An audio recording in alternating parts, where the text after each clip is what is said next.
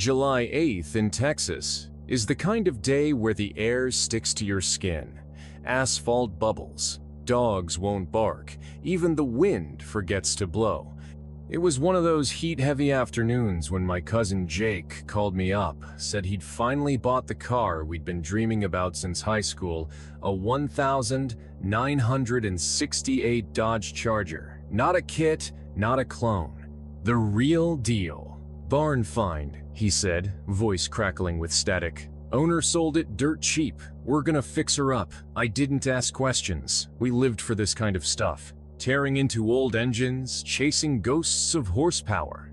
So I drove the hour out to his place, past dry fields and sun-warped roads, until I saw it parked in the gravel lot behind his dad's auto shop. It looked perfect. Black paint faded to gray, chrome dull with age, tires flat, but the body was intact. A car with stories in its steel. The kind of machine that smelled like the past old leather, oil, and dust. Jake was grinning like a kid on Christmas. Keys are in the ignition, he said, but I can't get the trunk open. We tried everything key, pry bar, even a drill. Nothing worked, not rusted shut, not jammed. It was like the trunk didn't want to open. Later that night, after beers and burgers and too many mosquito bites, we sat on the hood staring at the stars. Jake was telling me he'd heard something knock from inside the trunk, just once, like a soft thud. I laughed it off. Probably a possum or something crawled in. But he wasn't laughing. He looked pale, sweating, even though the night had cooled. I tried recording it, he said. It only knocks when I'm alone. At 3:12 a.m., I was asleep in the garage loft when I heard the sound. Knock. Soft. Hollow. Like skin on metal. From the car. From the trunk. I didn't go back to sleep that night. I lay there in the loft, listening. Every creak in the wood. Every shift in the air. But no more knocks. By sunrise, Jake was already in the garage. Sleeves rolled. Eyes sunken. He looked like he hadn't slept either. I heard it again, he said quietly. Twice this time. We pulled the Charger inside, bolted the garage door shut, decided to figure out what was in that trunk once and for all. The heat was rising fast and the steel felt like it could blister skin, but we didn't care. We were too deep in it now. We disconnected the battery, removed the back seats, tried accessing the trunk from the inside. But there was a thick steel plate behind the seat aftermarket, welded shut. We tried grinding it off. The metal screamed but wouldn't give. Jake paused and looked at me. It's not stock, he whispered. Someone sealed this. That's when I noticed the smell, subtle at first, like copper and rot. But the more we worked, the stronger it got. It didn't come from the engine or the upholstery. It came from the trunk. It smelled like a dead thing that hadn't fully died. We decided to take a break, got out of the garage, sat on the back porch, sweat running down our backs like rain. Jake lit a cigarette with shaking hands. Then he told me the part he hadn't mentioned. The guy I bought it from, he looked terrified when I asked about the trunk. Said something like, "It stays closed, that's the deal." I thought he was just being dramatic. I didn't answer, because I remembered something too. My phone the night before it had been on my tool chest while I was sleeping. The voice memo app had auto-recorded a clip. I hadn't played it yet. I pulled it up, hit play. The knock was there, but that wasn't all. There was breathing. Long, shallow, uneven breathing. Then a whisper, so faint I almost missed it. "Don't open the door." We both just sat there, sweating and silent. Inside the garage, the Charger sat still. And then it knocked again. 3 times. By the time the sun dipped behind the trees, the heat had become unbearable. The garage smelled like motor oil, rust, and something older, something wrong. Jake sat slumped in a chair, eyes fixed on the trunk like it might open on its own. I could tell he hadn't blinked in a while. I was about to suggest we just tow the thing to the scrapyard when we heard it again. Bang, bang, bang, louder, harder, like fists this time. Then, silence. We stared. Then the trunk latch, the one that hadn't budged in hours, clicked. Just once. Not open, not forced. Just a soft mechanical click, like something inside had unlocked it from the inside. Jake stood up. "Nope," I said. "Don't." But he didn't even look at me. He walked to the back of the car, grabbed the lip of the trunk, and paused. His hands trembled. His eyes weren't focused. He looked like he was listening to something I couldn't hear. Then he whispered, "It's calling." He opened the trunk and screamed, not a shout, not panic, a scream that turned his voice raw. He stumbled back, slammed into the tool bench, knocking over a can of gas. I rushed to the trunk, bracing for, I don't know, a body, an animal, something. But it was empty. No corpses, no rats, no blood, just darkness. The kind of darkness that eats light. My flashlight didn't penetrate it, it just stopped, like the inside of the trunk was miles deep. Then the air changed. Heavy, electric. The smell hit me full force, now Old Death, wet soil, iron. I staggered back and heard something shift inside the trunk.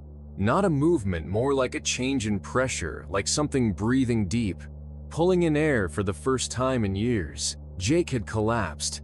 He was on the floor, whispering to himself over and over, "It's awake, it's awake, it's awake." The shadow inside the trunk began to rise. It had no shape, no form, just movement vertical, slow, fluid like a column of smoke and ink folding itself upward.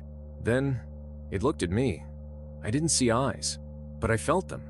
Cold, ancient, and deeply personal, like something that remembered me from before I was born. I slammed the trunk shut, and it stayed shut. But the lock, that impossible lock, clicked closed by itself. Jake never spoke about it again. After I shut the trunk, he sat in silence for over an hour, staring at the wall with pupils like pinholes. His skin was ice cold, despite the July heat still pressing in from outside.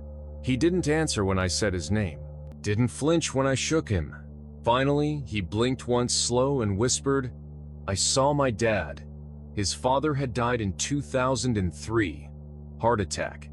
Buried 6 counties away." I asked what he meant. Jake didn't reply. He just got up, walked out of the garage barefoot, and sat in the grass behind the shop. That's where I left him that night, staring into the dark, lips moving in some silent conversation. I towed the Charger the next day, left it in a junkyard outside Amarillo, and paid the guy extra not to ask questions. I told him the trunk was cursed. He laughed. I didn't. The next week I tried to move on, but the dreams started. Not nightmares, those come with logic. These were different, floating, wet, silent, always from inside a confined space, always dark, always something waiting in that darkness, slowly rising toward me. One night I woke up gasping for air and found 3 long scratches across the inside of my bedroom door. No sign of forced entry. No blood. Just deep, splintering grooves, like fingernails or claws dragged across wood from the inside. Jake disappeared on July 2020. No note, no trace. His phone was found in the garage, recording a voice memo. I never listened to it. Couldn't bring myself to. But sometimes, when I walk past the garage at night, I swear I hear a knock. Soft, hollow, like skin on metal.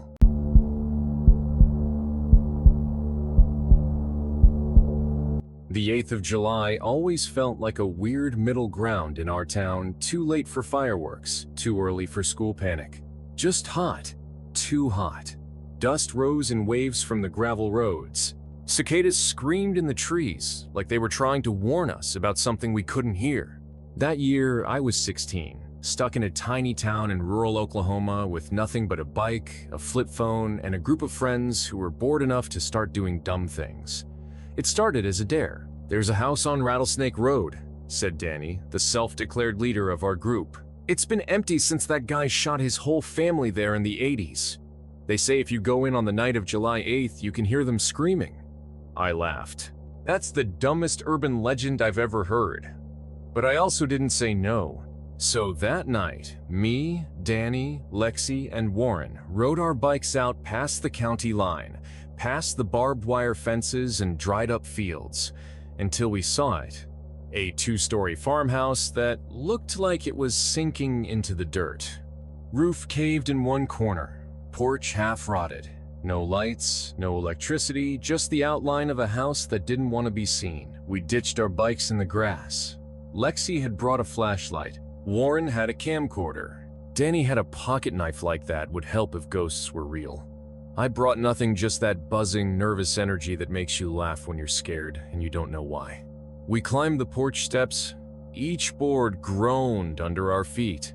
The front door was already cracked open. Inside, it smelled like mold, rat droppings, and heat. The air felt thick, like it had never moved. Everything inside was still. A broken TV, a calendar stuck on 1986, a dusty family portrait lying face down on the floor. Lexi picked it up and brushed off the glass. That's when we heard the first sound. From upstairs, a single dragging footstep. And then another. We froze. All four of us looked at each other, unsure if we actually heard it. But then it came again, slow, uneven steps, like someone dragging one leg behind them. From the second floor, from the far end of the hallway, Danny whispered, "Probably just a raccoon." Lexi wasn't convinced. Raccoons don't walk upright. We should have left. Instead, we followed the sound. The staircase moaned under our weight. Dust fell in little spirals with every step. At the top, the hallway stretched longer than it should have, 6 doors, 3 on each side, all closed. But it was the last one, at the end of the hall, that was cracked open. A thin sliver of dark waited beyond it, breathing heat. Warren lifted the camcorder. The red light blinked. Danny pushed the door open with 2 fingers. It creaked, revealing a child's bedroom, almost untouched by time. Faded wallpaper with cartoon bunnies, a broken crib, a rocking chair turned toward the window, and a stuffed bear sitting right in the middle of the floor, pristine, not even dusty. Lexi moved closer. "This feels wrong." And then the chair rocked. Not a breeze, not weight shift. It rocked, steady, slow, like someone had just stood up from it. I felt every hair on my neck rise. Warren whispered, "We should go." But before we could move, the closet door creaked open. No one touched it. No draft. It just slid open, like something inside had been waiting for us to get close. Danny stepped forward, and the lights on the camcorder went black. Battery, 100%, 0%. We all heard it at once, not footsteps this time. Breathing. Heavy, wet, wrong. It didn't sound like lungs. It sounded like something learning how to breathe. Then came the voice. A child's voice, whispering from inside the closet. "You came too early. It's not time yet." We bolted. Down the hallway. Down the stairs. But the house didn't let us go quietly. Every door we passed slammed shut behind us. A photo frame crashed. The TV turned on, static screaming. The front door, wide open when we arrived, was now locked from the inside. Danny yanked it, Lexi screamed.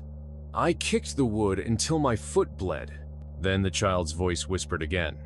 Closer this time. "Wait with me." That's when Warren did something I still don't understand. He turned around, walked back toward the stairs and whispered, "I think I remember this place." Warren didn't just walk, he glided, like his feet barely touched the floor. His eyes were glassy, his voice was flat. He stepped past the staircase, past us, straight back into that room. Lexi screamed his name, grabbed his arm, but he was ice cold. Not like sweat or fear, but like he hadn't had blood in his body for hours, like something was already using him. Then the door slammed shut behind him. Locked. We pounded on it. Danny kicked it. Lexi cried and begged him to come back out. But nothing, no sound from the other side. Then the stuffed bear slid back out from under the door. On its own. Its eyes were different now. One of them was blinking. I yanked the doorknob with all my weight, and it gave. The door flew open. But the room was gone. It wasn't the child's room anymore. It was a stairwell, spiral, stone, leading downward, far deeper than the house should allow. We stood there, breathless, staring down into impossible black. Warren was already halfway down the steps, walking slowly, his shadow stretching too long, too thin behind him. We tried to follow. The temperature dropped with every step, first cool, then cold, then breath-fogging freezing. The air smelled like earth and time. The walls were pulsing slightly like they were made of living tissue, veins. Faint sounds coming from deeper below, giggling, chattering. Thousands of whispers layered over each other. Lexi stopped. "There's something down there," she said. "Something waiting." Danny didn't respond. He just pulled out his pocket knife. But it was already too late. The stairwell behind us sealed shut. Brick and wood and bone grew out of the air, knitting together, trapping us inside. And then we heard Warren's voice again. Only it wasn't Warren. "Thank you for bringing more." We never found the bottom. The staircase kept going tighter, steeper, colder. Every step felt like gravity pulled differently, like the world above us no longer existed. Lexi cried silently, her fingernails digging into her palms. Danny kept muttering to himself.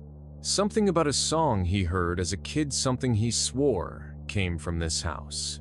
I didn't speak, because I could hear Warren. He was below, just around the bend, always just out of sight. He whispered our names, laughed, sometimes sang, but it wasn't him. The voice was stretched, distorted, like someone was trying to be him but didn't know how to fit in the skin right. We passed rooms, dozens, carved into the walls. Each held scenes frozen in time, people sitting in chairs, heads tilted unnaturally. Old rotary phones off the hook, a child's birthday party, still and silent. A woman brushing her hair in front of a mirror cracked in 3 directions, all of them unmoving, but all of them breathing. Then we reached a room different from the rest. Warren stood inside, facing the wall. The room was empty except for a single wooden chair and a circle of dirt drawn on the floor. He turned around, his eyes were pitch black. He smiled and said, "It's not so bad once you give in." Danny stepped forward. "Warren, let's go, please." Warren nodded, then stepped back into the wall like it was made of smoke. His body vanished. The room shuddered, and then the walls began to close in. We ran, back up the stairs that weren't there before. The spiral felt wrong, endless and broken. I don't remember how long we ran. Could have been hours. Could have been years. Lexi was screaming. Danny was bleeding from the nose. The sounds behind us, the things behind us were so close. We burst through the front door like it had never been locked. Fell into the grass under a gray morning sky. Our bikes were gone. Our skin burned like we'd been underwater for too long. We never saw Warren again. Danny stopped speaking within a week. Lexi moved away without saying goodbye. And me? I still dream of that staircase. And every year, on the night of July 8th, I wake up to find dirt on my bedroom floor. In a perfect circle.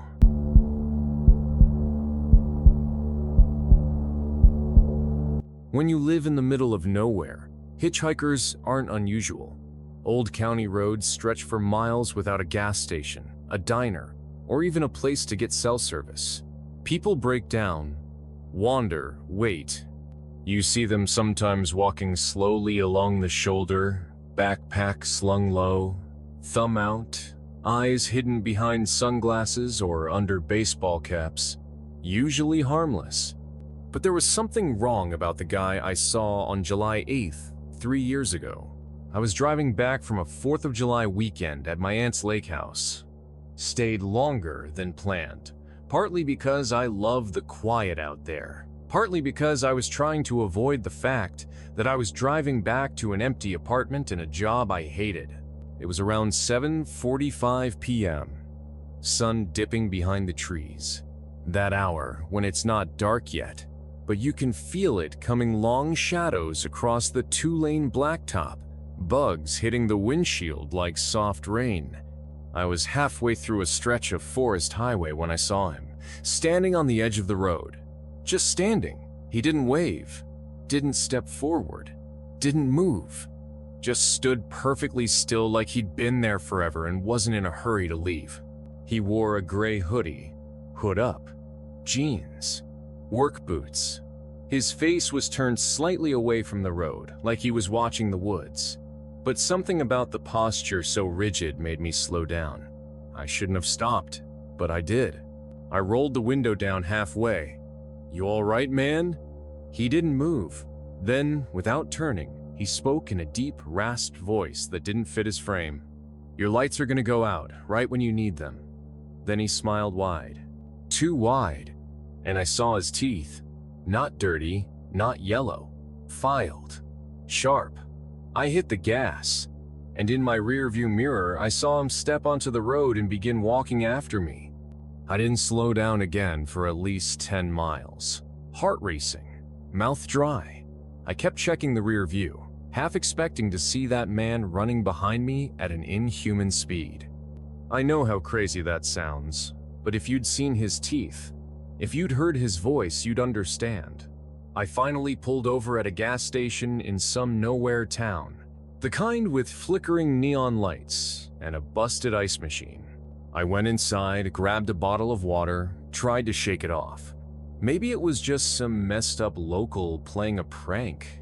Meth head, crazy veteran, whatever. The cashier, an old guy with sunspots on his face, looked up from his lottery tickets and asked, "You all right?" I forced a laugh. "Just tired. Saw some weird dude back on 24. His expression darkened. "Gray hoodie?" I froze. "Yeah." He set down his pen. "You need to leave. Now." "What?" He didn't blink. That man's been seen before. Always on the 8th. Always on that road.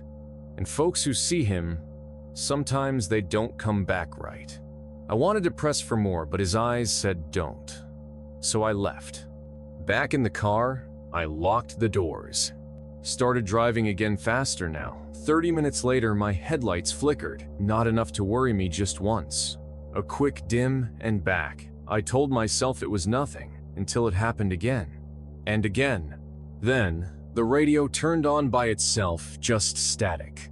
The interior lights blinked once and stayed off. Then my headlights died completely.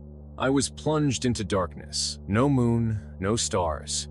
Just the hum of the engine and the darkness pressing against the glass like water waiting to drown me. I pulled over, fumbled for my phone. No service. That's when I saw it, in my side mirror. A figure walking slowly down the center of the road. Closer, closer. His arms were swinging just slightly. His hood still up. He wasn't rushing. He knew I couldn't go anywhere. He kept walking. Steady. Unhurried. I couldn't move. Couldn't breathe. My fingers trembled over the ignition, but turning the key did nothing. The engine coughed once. Then silence.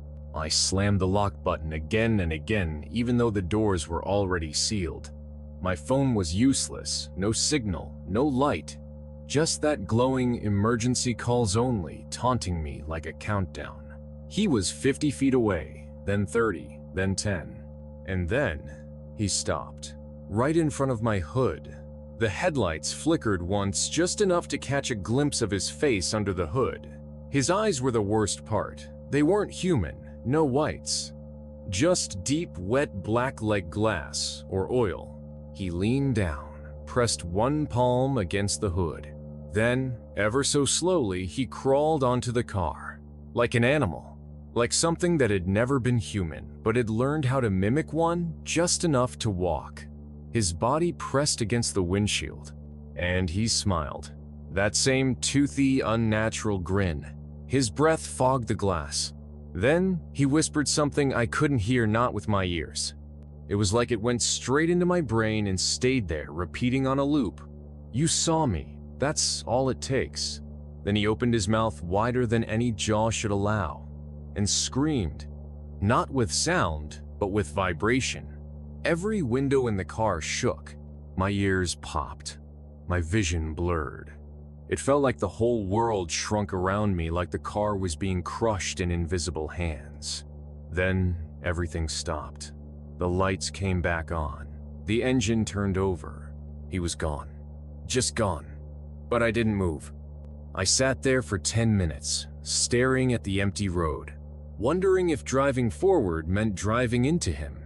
I drove fast. Didn't care about the speed limit, didn't care that the road curved sharply through the forest. I just kept my foot on the gas and my eyes straight ahead, afraid that if I checked the mirror again, I'd see him sitting in the back seat. Eventually, I reached a diner off Route 16, bright lights, cars in the lot, normal people laughing over pie and coffee like the world hadn't just shifted under their feet. I sat in the parking lot for almost an hour before I could go inside. When I did, I told myself I'd imagined it, that the heat, the stress, the solitude had played tricks on me, that maybe I'd nodded off for a second and dreamt the whole thing. That's the only way you stay sane after something like that. You start building walls around the memory.